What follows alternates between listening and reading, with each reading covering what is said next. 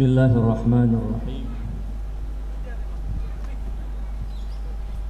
Assalamualaikum warahmatullahi wabarakatuh.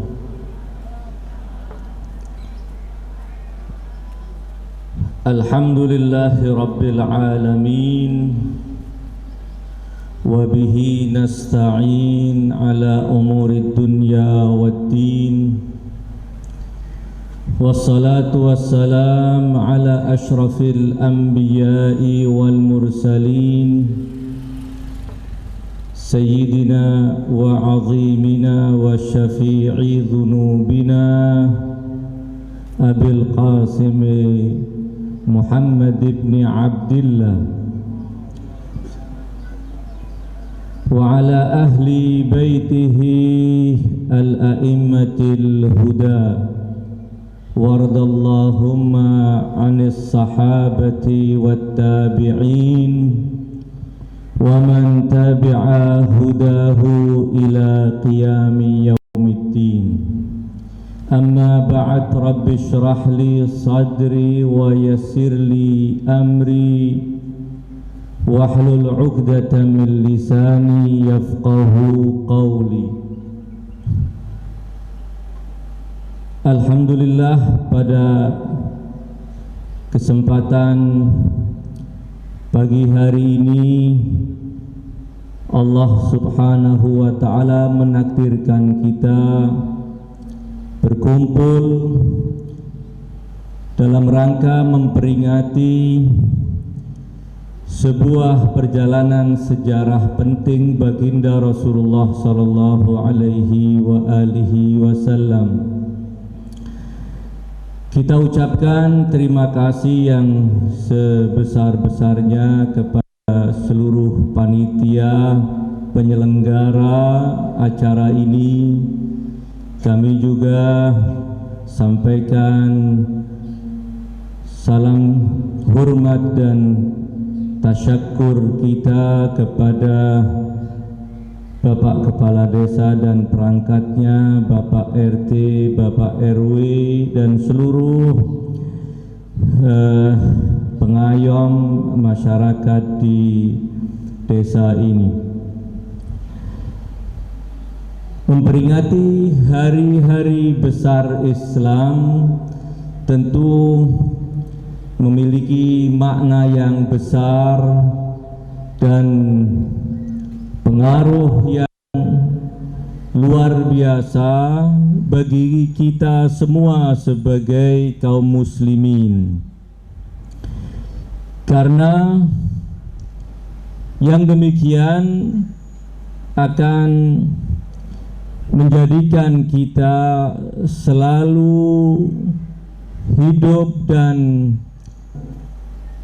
mengikuti perjalanan berbagai fase dari perjalanan dakwah Islam yang dibawa oleh baginda Rasulullah sallallahu alaihi wa alihi wasallam.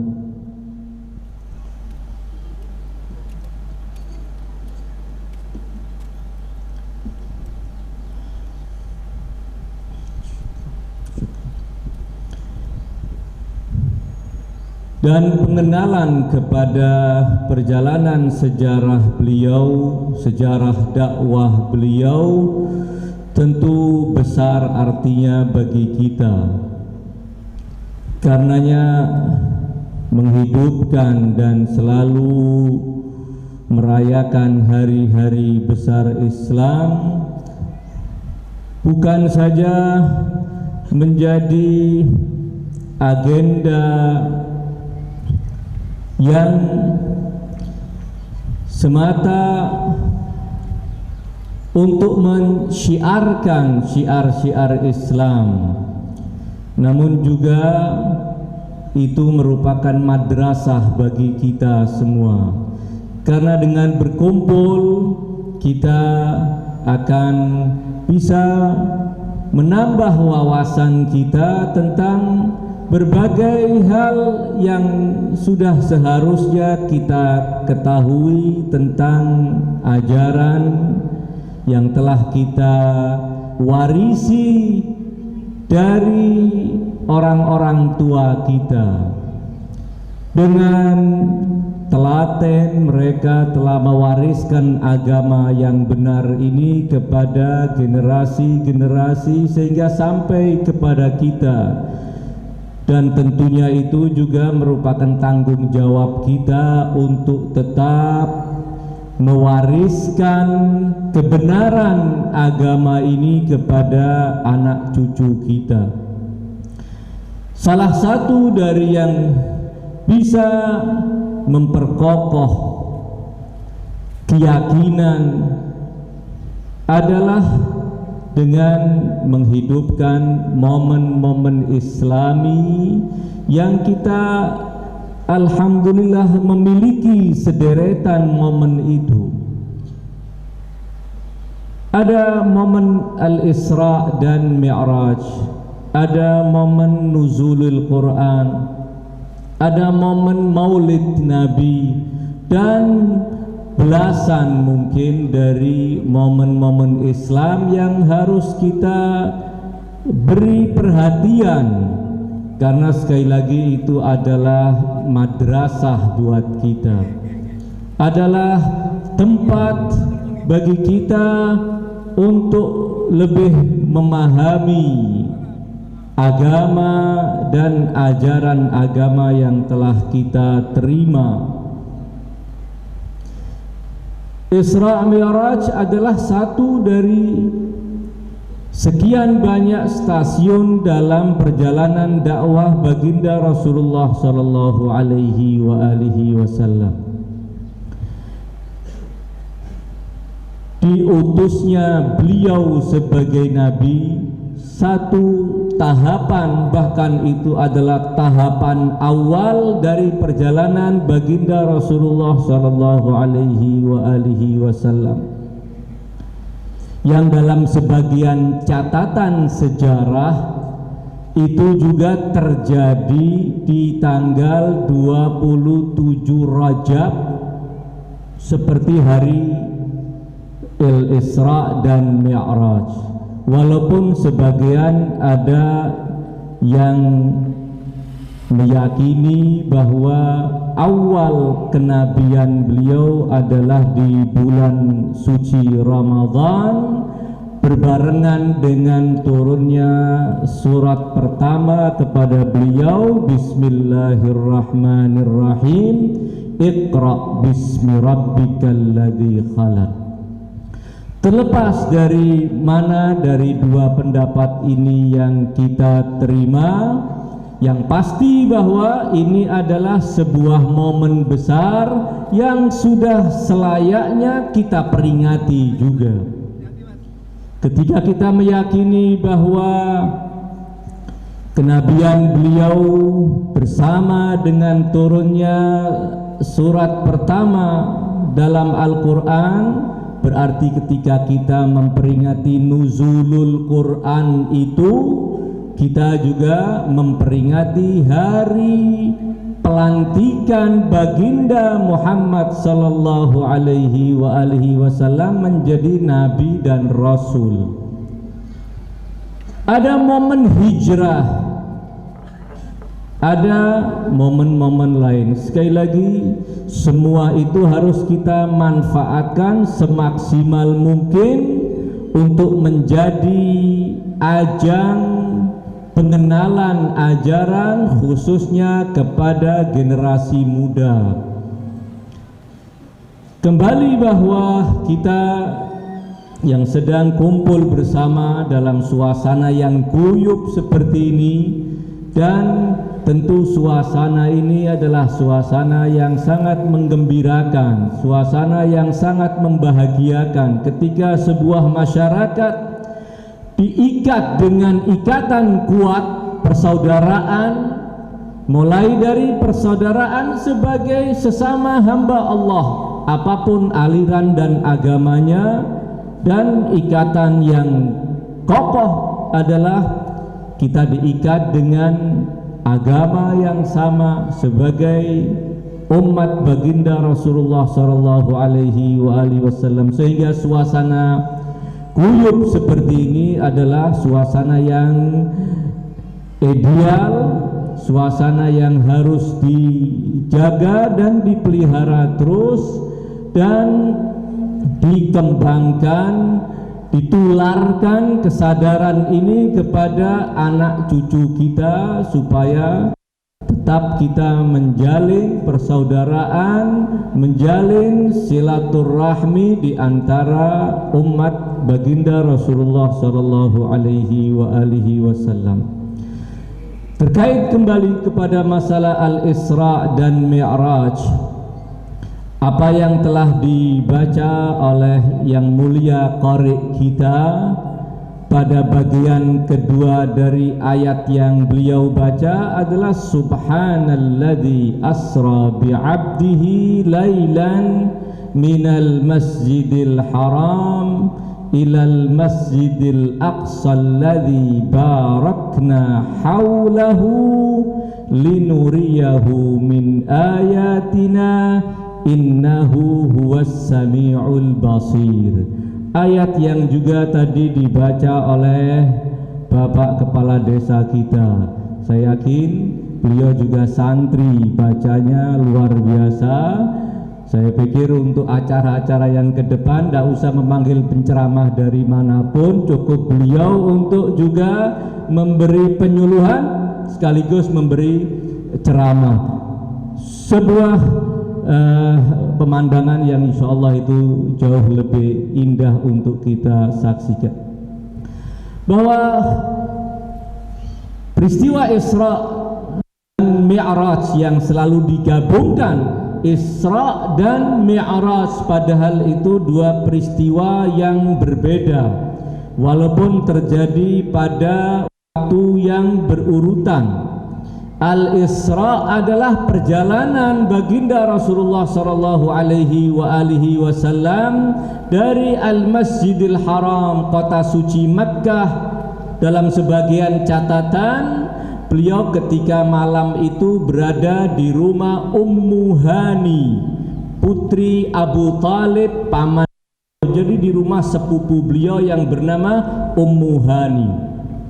Tinggal di rumah beliau. Kemudian Jibril datang dan membawa beliau dalam perjalanan dari kota suci Makkah menuju Al-Masjidil Aqsa alladzi barakna haulahu. Masjid Aqsa yang diyakini oleh mayoritas kaum muslimin berada di Palestina yang sekarang sedang dalam penjajahan oleh Zionis Israel. Kiblat kaum muslimin, namun sangat disayangkan dicaplok oleh mereka. Alaihal, inilah perjalanan Al-Isra. Adapun perjalanan Mi'raj adalah setelah beliau sampai dalam perjalanan panjang yang ditempuh tentunya dengan waktu yang sangat singkat.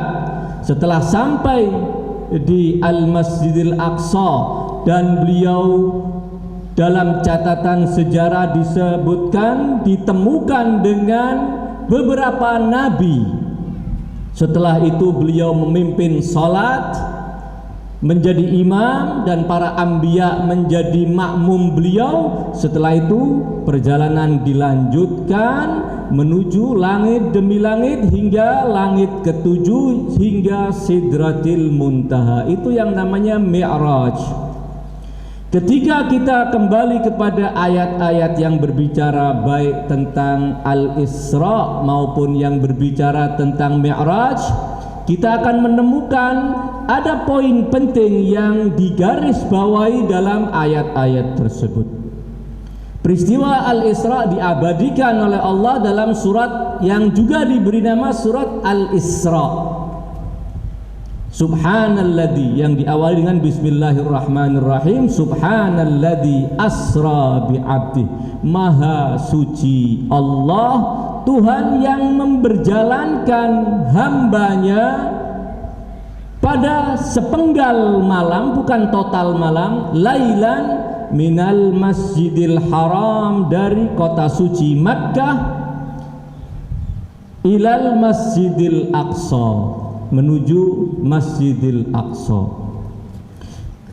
Ayat-ayat yang berbicara tentang Al-Mi'raj bisa kita temukan dalam surat An-Najm yang diawali dengan Bismillahirrahmanirrahim, wan najmi idza hawa ma dhalla sahibukum wa ma ghawa, hingga ayat-ayat berikutnya sampai pada ayat ke-18 dan seterusnya, berbicara tentang peristiwa Al-Mi'raj, perjalanan menuju alam atas.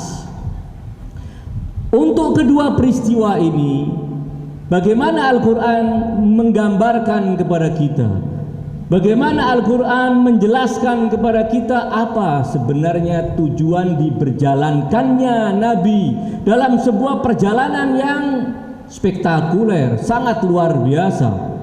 Perjalanan dari satu titik, yaitu kota Makkah, hingga ke titik lain Masjidil Aqsa, perjalanan yang juga sangat luar biasa. Sebagaimana juga perjalanan dari Al-Masjidil Aqsa menuju Sidratil Muntaha, juga perjalanan yang sangat luar biasa. Ada peristiwa-peristiwa, ada kejadian-kejadian yang direkam oleh sebagian riwayat menceritakan kepada kita apa-apa yang dialami oleh beliau sallallahu alaihi wasallam. Satu hal yang harus kita perhatikan dari dua kelompok ayat yang berbicara baik tentang Al-Isra maupun tentang Al-Mi'raj adalah berkaitan dengan tujuannya, yaitu pada kasus Al-Isra, pada peristiwa Al-Isra, linuriyahu min ayatina, perjalanan itu dalam rangka ingin menunjukkan kepada Nabi ayat-ayat keagungan Allah Subhanahu wa ta'ala. Nabi ingin ditunjukkan oleh Allah ayat-ayat keagungan dan kemahasucian Allah Subhanahu wa ta'ala. Dengan itu tentu Nabi akan menjadi makin tangguh, makin kuat di dalam menghadapi gentingnya tantangan kaum kafir yang bersepakat menentang dakwah beliau. Dikokohkannya jiwa Rasulullah sallallahu alaihi wasallam ditambah kekuatan di samping kekuatan yang telah beliau miliki.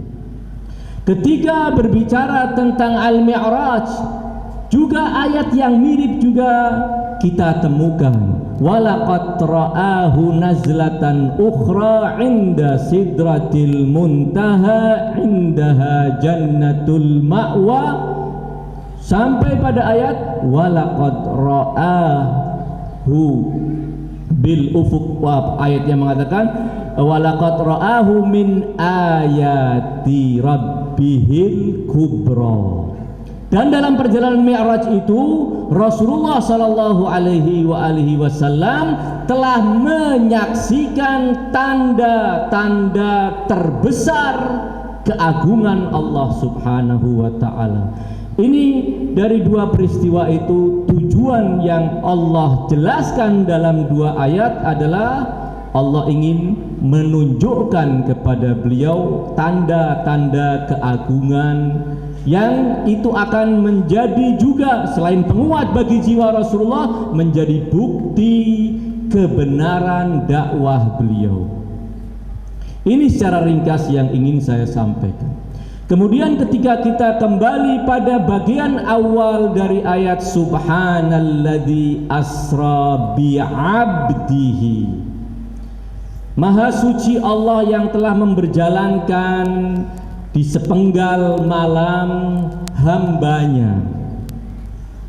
Allah menyebutkan bukan subhanalladzi asra bi'abdihi diganti abdihi dengan subhanalladzi asra bi rasulihi, satu contoh, atau subhanalladzi asra bi nabiyhi, atau disebutkan namanya subhanalladzi asra bi Muhammad, satu contoh. Tidak, namun yang disebutkan adalah subhanalladzi asra bi abdihi.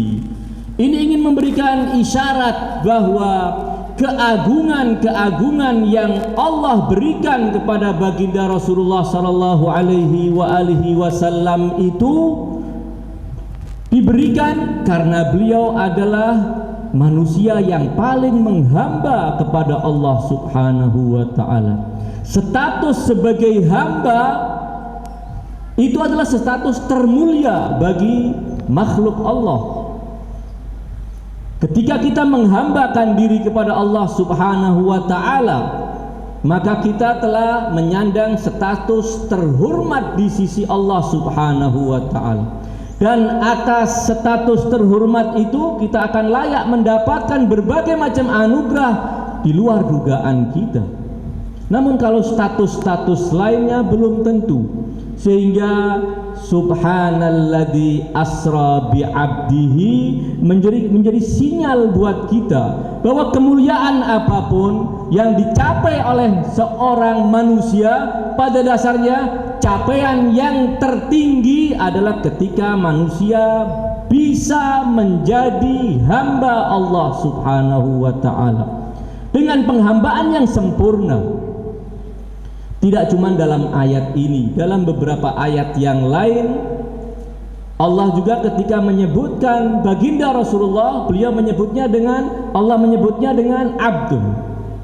Wa innahu lamma qama Abdullah, ketika menceritakan ada dalam surat Jin kalau saya tidak salah, bagaimana Rasulullah ketika membaca Al-Quran dalam keadaan salat, ada sekelompok jin yang mengerumuni beliau, mendengar bacaan ayat-ayat suci yang beliau lantunkan. Kemudian jin ini pulang ke kampungnya sana, kemudian melaporkan kepada rombongan jin yang lainnya bahwa kami mendengarkan sesuatu yang sangat luar biasa, kata-katanya indah, muatannya pun cukup mantap, mengajak kepada keimanan kepada Allah, mengajak kepada penghambaan. Maka para jin pun datang dan menemui Rasulullah sallallahu alaihi wasallam, dan kemudian mereka menyatakan Islam. Karena yang dituntut dan punya kewajiban untuk menghamba tidak cuma kita manusia, jin juga. Wa ma khalaqtul jinna wal insa illa liya'budun. Jadi jin dan manusia punya kewajiban untuk beriman kepada Allah, beribadah dan menghamba kepada Allah. Ini sekali lagi kembali bahwa Allah menyebut baginda Rasulullah dengan bi'abdihi, wa innahu lamma qama Abdullah. Sekali lagi ini menjadi sinyal bagi kita bahwa kalau kita menginginkan kesuksesan di dunia dan kesuksesan di akhirat, maka tidak ada jalan kecuali kita menghamba kepada Allah Subhanahu wa taala, menjadi hamba sejati Allah Subhanahu wa taala. Bagaimana kita bisa menjadi hamba sejati Allah? Itu yang pertanyaan yang perlu kita mendapatkan jawabannya. Dalam ayat yang tadi telah saya bacakan, wa ma khalaqtul jinna wal insa illa liya'budun, dan tiada aku mencipta jin dan manusia melainkan agar mereka menghamba kepadaku, kata Allah. Illa liya'budun. Sayyidina Husain cucu Rasulullah sallallahu alaihi wasallam pernah menjelaskan ayat ini kepada kita. Maksud liya'budun itu apa? Beliau mengatakan liya'rifuni, agar jin dan manusia itu mengenal aku, kata Allah. Mengenalku sebagai Tuhan tanpa sekutu, mengenalku sebagai Tuhan yang maha kuasa, mengenalku sebagai Tuhan yang maha adil, mengenalku sebagai Tuhan yang maha sempurna. Walillahil asmaul husna. Kenapa liya'budun ditafsirkan dengan liya'rifun? Karena kata beliau, wa idza arafuhu abadu. Kalau sudah mengenal Allah, pasti dia akan menyembah Allah, akan menghamba kepada Allah Subhanahu wa taala. Problem kenapa sebagian manusia tidak menyadari bahwa dirinya itu hamba sehingga tidak mau menghamba kepada Tuhan? Apa masalahnya? Karena mereka tidak mengetahui sejatinya bahwa diri mereka adalah hamba dan ada Tuhan yang harus mereka sembah. Problemnya pada ketidaktahuan mereka. Karenanya harus ada langkah awal sebelum kita menghambakan diri kepada Allah Subhanahu wa ta'ala adalah kuatkan makrifat kita, pengenalan kita kepada Allah Subhanahu wa ta'ala. Kokohkan akidah kita dan kokohkan akidah anak-anak kita agar mereka bisa sadar menjadi hamba dan kemudian menghamba kepada Allah Subhanahu wa ta'ala. Tanpa ma'rifat, hanya didoktrin untuk menghamba tanpa diberi pemahaman, ini sangat berbahaya karena bisa saja kita akan digoncang keimanan dan akidah kita oleh sekedar keraguan-raguan yang dimunculkan oleh orang-orang yang tidak menginginkan akidah kita tetap kita pegang dengan kokoh. Sallu ala Muhammad wa ali Muhammad. Ala kulli hal, kita pada pagi hari ini menjelang siang diguyur oleh hujan, walaupun masih bersahabat dengan kita hujannya. Kembali bahwa ketika kita memperingati hari besar seperti Al-Isra dan Mi'raj, kita harus mampu mengambil pelajaran dari setiap momen yang kita adakan. Apa yang ditetapkan oleh panitia sebagai agenda atau sebagai tema pada peringatan kali ini adalah meneladani Rasulullah Shallallahu Alaihi Wasallam. Karena beliau adalah teladan kita. Laqad kana fi Rasulillahi uswatun hasanah. Sesungguhnya ada pada diri Rasulullah teladan yang indah. Apa keteladanan yang pertama-tama harus kita teladani dari baginda Rasulullah Shallallahu Alaihi Wasallam? Pertama adalah kita harus meneladani beliau dalam kesadaran diri sebagai hamba Allah. Meneladani beliau. Kedua, meneladani beliau dalam akhlak-akhlak mulia. Sayyidina Ja'far, cicit Rasulullah Shallallahu Alaihi Wasallam, dari keturunan Rasulullah. Ja'far putra Muhammad, putra Ali, putra Sayyidina Husain, putra Siti Fatimah, putri Rasulullah Sallallahu Alaihi Wasallam. Sayyidina Ja'far, kakeknya para habaib di Indonesia adalah Sayyidina Ja'far yang digelari dengan Ja'far As-Sadiq, gurunya Abu Hanifah, gurunya Imam Malik, sampai Abu Hanifah pernah berkata demikian, laulas sanatan lahalakan Nu'man.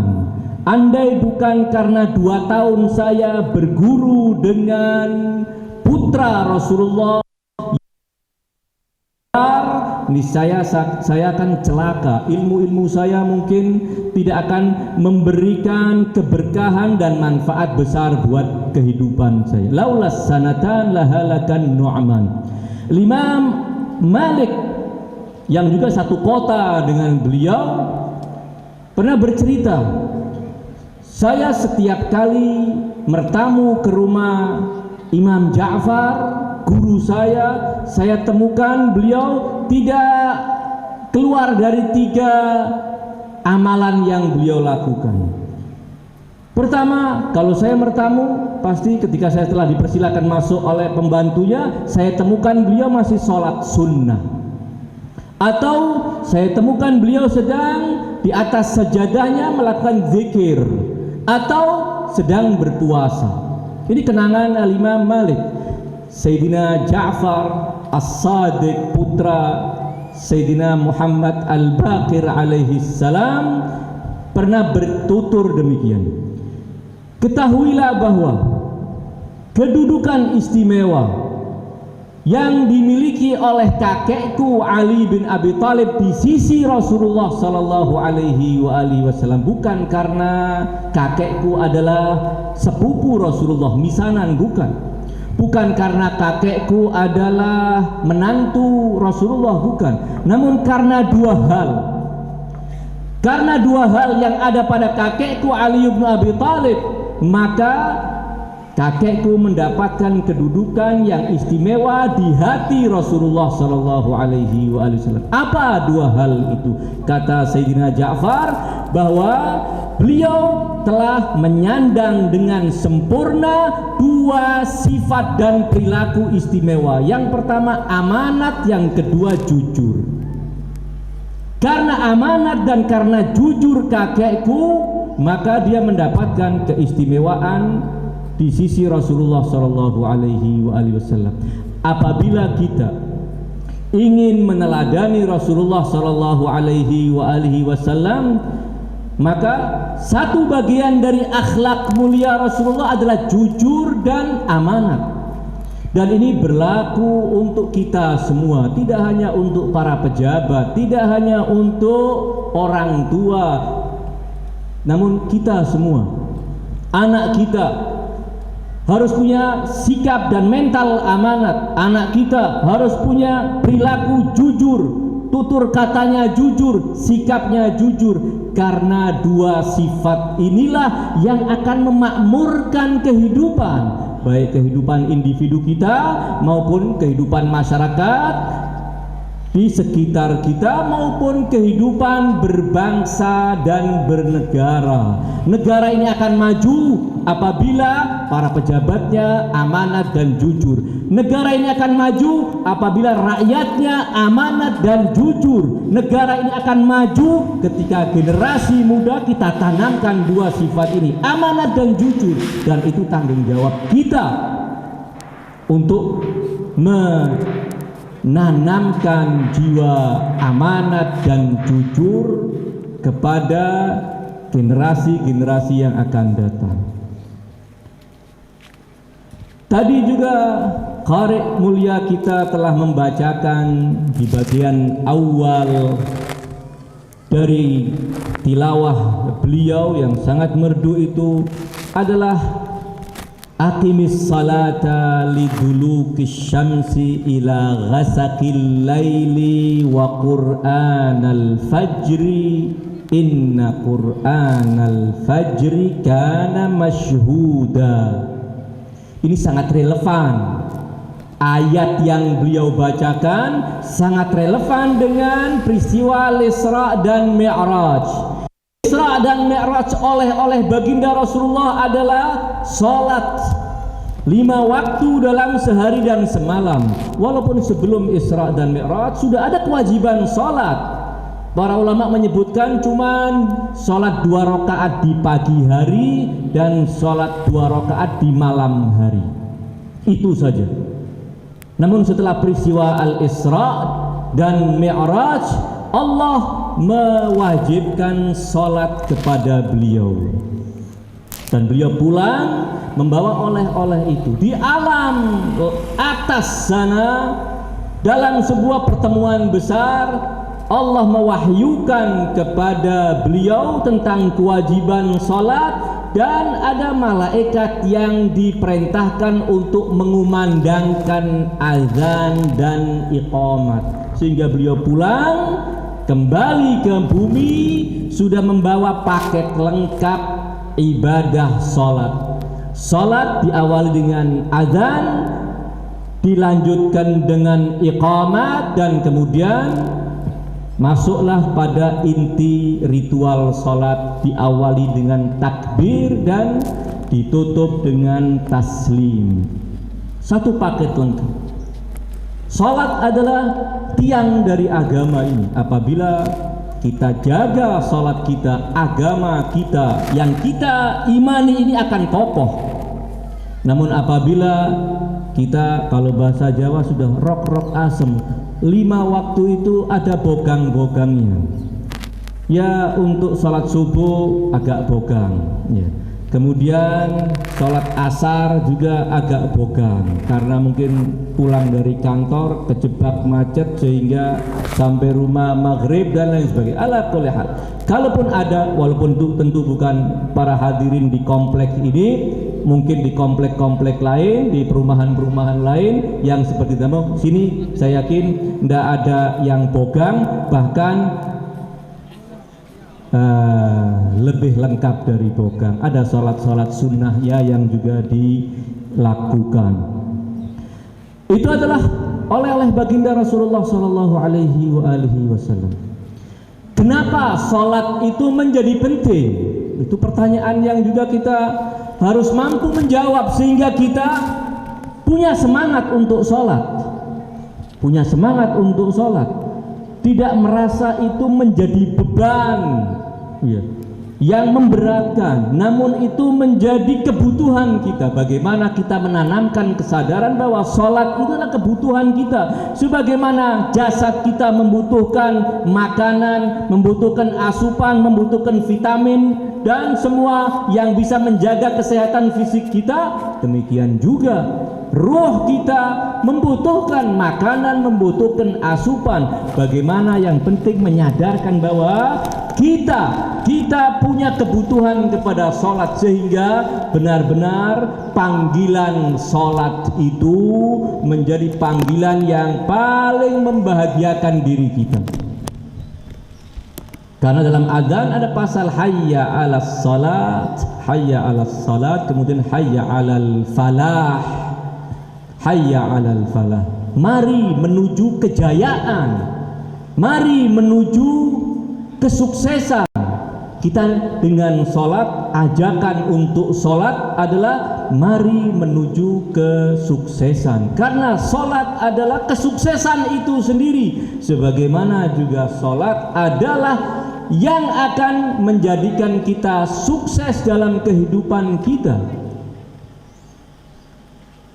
Jadi sholat harus kita tanamkan dalam diri kita, ini adalah kebutuhan kita. Rasulullah Shallallahu Alaihi Wasallam kalau sudah jam-jam mendekat waktu sholat, katakanlah kalau sekarang kurang 10 menit, kurang 5 menit dari waktu, kita mungkin sama, antum para hadirin, bapak-bapak, ibu-ibu selalu lihat jam, kapan waktu zuhur. Oh, kurang 5 menit, saya harus siap-siap ke kamar mandi untuk wudhu dan menggelar sejadah, kemudian duduk sejenak sambil menanti masuknya waktu sholat zuhur. Nanti juga waktu sholat asar, waktu sholat maghrib, waktu sholat isya, dan demikian. Jangan cuma lihat jamnya ketika kira-kira jam 3 ini nanti sudah waktunya pulang dari kantor, saya harus lihat jam berapa? Jam 3 kurang seperempat, buku-buku semua kerjaan di kantor dilipat dimasukkan laci, padahal kita korupsi waktu seperempat jam. Agenda kita atau transaksi kita dengan perusahaan kita atau dengan instansi kita, kerja katakan mulai jam 8 sampai jam 3, ya benar-benar harus jam 8 sampai jam 3. Jangan jam 3 baru sudah harus pulang dari jam 3 sudah ada di ruang parkir. Berarti jam 3 kurang seperempat sudah ringkes-ringkes semua alat kerjanya itu. Berarti kita korupsi seperempat jam. Seperempat jam kali setahun, berapa waktu yang kita korupsi? Ini juga akan menjadikan kemajuan di negeri kita ini akan menjadi lambat. Al-ayhat, jangan sampai kita menyaksikan jamnya ketika kita mau istirahat siang, mau pulang dari kerja, namun kita perhatikan jam-jam itu. Rasulullah Shallallahu Alaihi Wasallam diceritakan kalau sudah mendekati waktu sholat, beliau mengatakan demikian kepada Bilal juru azan beliau. Bilal yang orang berkulit hitam itu mendapat kehormatan menjadi tukang azan Rasulullah Shallallahu Alaihi Wasallam, bukan semata karena suaranya indah dan keras, tidak. Banyak sahabat-sahabat lain yang suaranya juga luar biasa, Masya Allah. Namun ini juga sebagai penghormatan Islam, bahwa Islam tidak pernah membeda-bedakan etnis, warna kulit. Yang penting dia mukmin kepada Rasulullah, dia mendapatkan tempat istimewa di sisi Rasulullah Shallallahu Alaihi Wasallam. Rasulullah berkata kepada Bilal begini, ya Bilal, arihna bis shalah. Wahai Bilal, buat kami bahagia, kumandangkan segera azan untuk menjadi petunjuk masuknya waktu sholat. Rasulullah menanti-nanti waktu sholat itu. Kalau kita ingin meneladani baginda Rasulullah, kita teladani dari hal yang sangat penting ini, yaitu memperhatikan sholat kita. Bagaimana sholat harus menjadi kebutuhan kita. Kita tanamkan dalam diri kita bahwa sholat itu yang menjadi kebutuhan kita. Kita butuh kepada sholat karena kita ingin mendekatkan diri kepada Allah Subhanahu wa Ta'ala.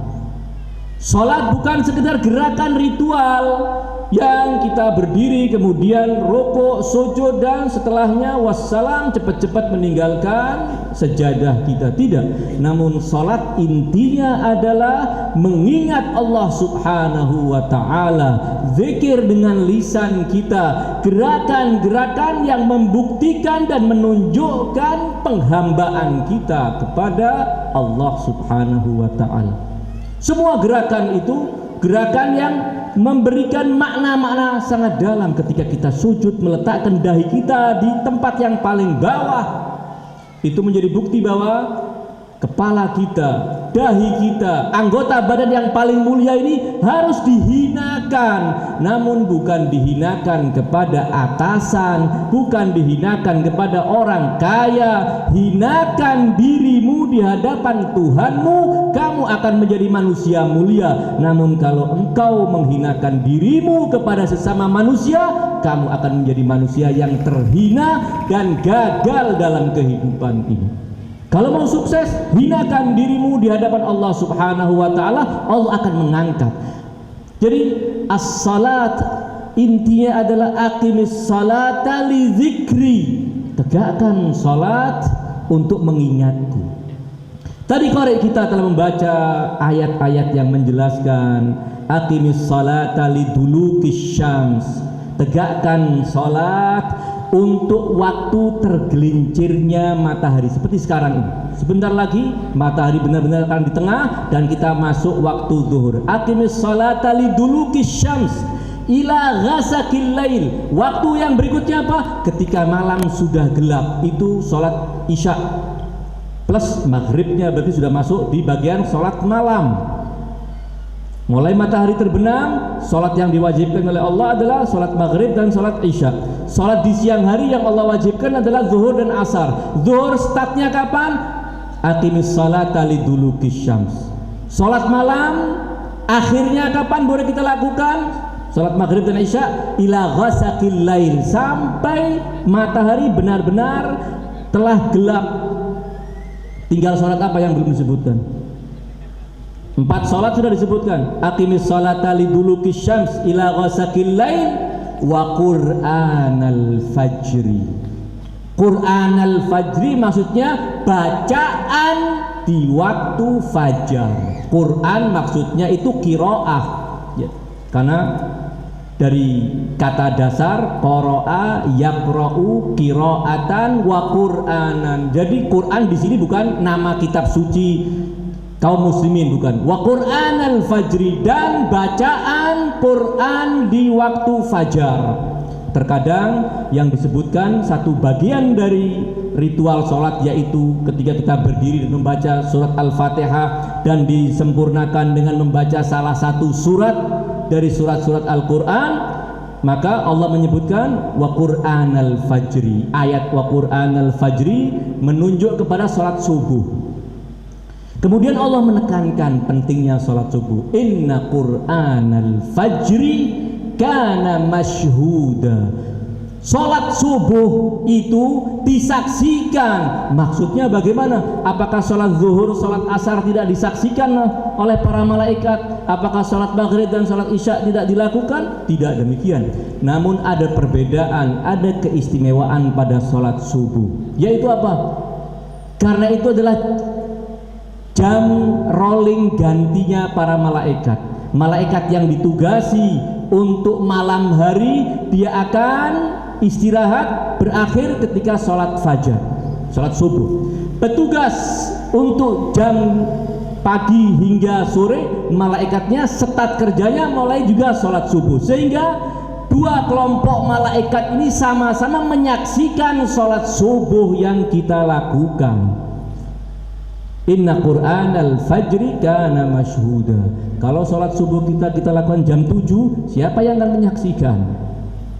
Sudah bukan sholat subuh namanya, upacara, bukan sholat kalau sudah siang-siang. Sholat subuh ya subuh.